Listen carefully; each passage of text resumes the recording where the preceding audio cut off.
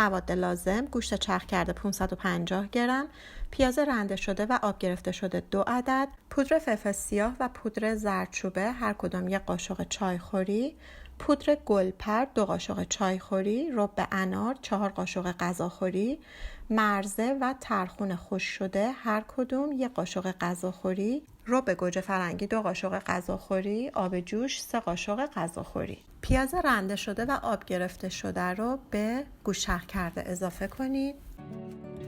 مخلوط مرزه و ترخون خشک رو به گوشت چرخ کرده اضافه کنید. پودر فلفل سیاه، پودر زردچوبه، نمک به میزان لازم و مواد رو کاملا با دستتون ورز بدید تا مخلوط بشه.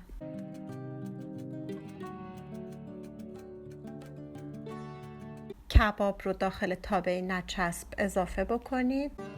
با دستتون کاملا کباب رو پهن بکنید و یک دست بکنید.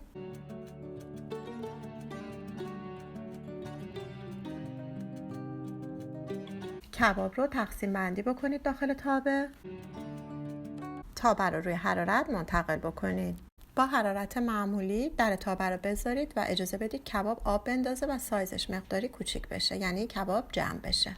در این خلال سس کباب رو درست میکنیم. داخل کاسه‌ای رب انار رو اضافه کنید، رب گوجه رو اضافه کنید، پودر گلپر رو اضافه کنید. اگر ندارید اشکالی نداره، ولی اگر اضافه کنید کبابتون رو بسیار خوشمزه تر میکنه. به اندازه 3 قاشق غذاخوری آب جوش اضافه بکنید و مواد رو کاملا با هم مخلوط کنید.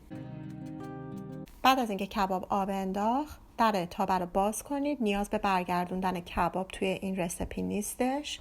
سس رو روی کباب اضافه کنید.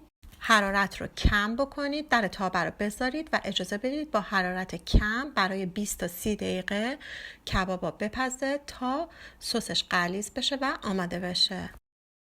بعد از این مدت کباب کاملا آماده سرو هستش.